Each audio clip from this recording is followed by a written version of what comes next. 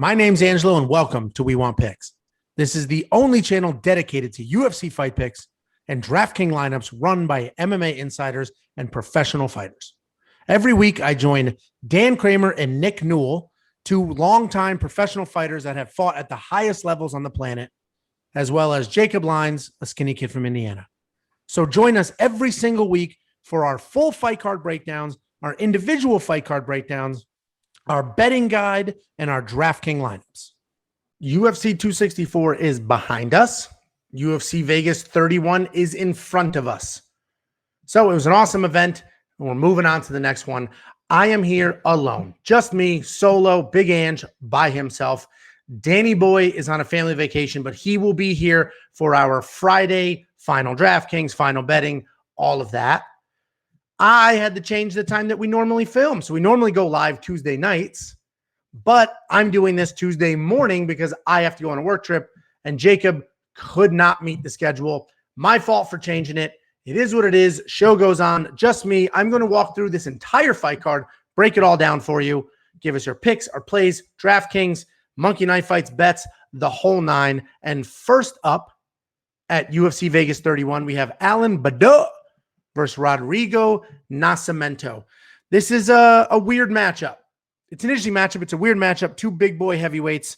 Alan Baudot is 3-2 in his last 5. Rodrigo Nascimento is 4-1 in his last 5. Both of these guys have a 100% finish rate, kill or be killed, feast or famine out of both of them. But they do have different styles. Rodrigo Nascimento is a very aggressive striker, but he is a grappler at heart with very good submissions. But his striking style is he just marches forward, big bombs. He clinches up to get the takedown. He's very big.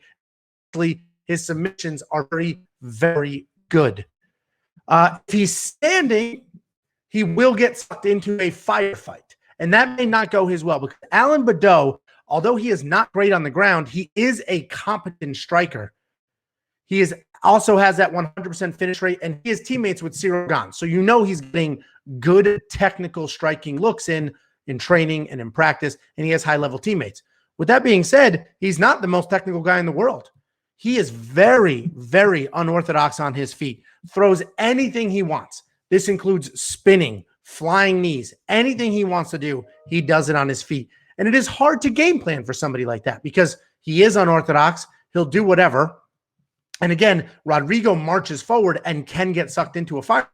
If he gets into a fire fight with somebody like Alan Baudot, who does the crazy stuff, he may be in trouble. There's a very clear path to victory here, and that is Rodrigo Nascimento taking it to the ground, getting a submission, beating him up there. That is like so unbelievably clear that is the game plan and that is the path. The odds makers know it. Everybody knows that that's what he needs to do.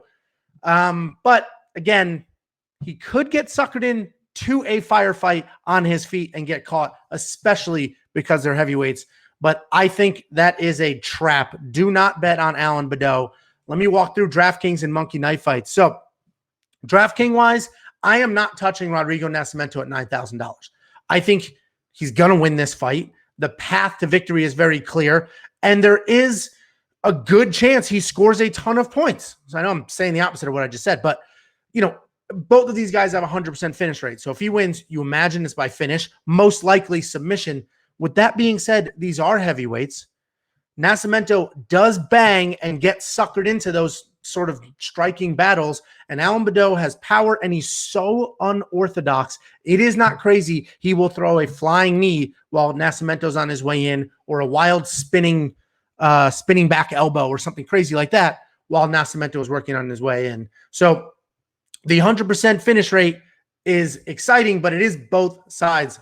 $9,000 is a lot for a heavyweight that could very easily get stopped. I do have some bets on this. I've already placed some bets. We'll do our full betting breakdown as well.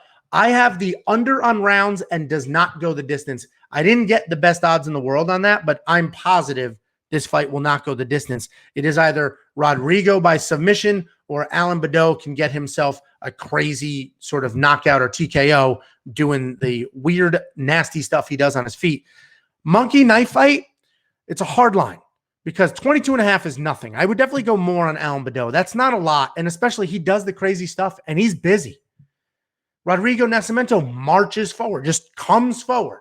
So he's busy as well. But 45.5 is a good amount of strikes. That's saying that this will go 2+ rounds. But again, this is every single strike. So if he gets on top, everything matters. Every little pitter patter to loosen up. So I think the play is more and more. And if you want to play that line, hit it up at weownpicks.com.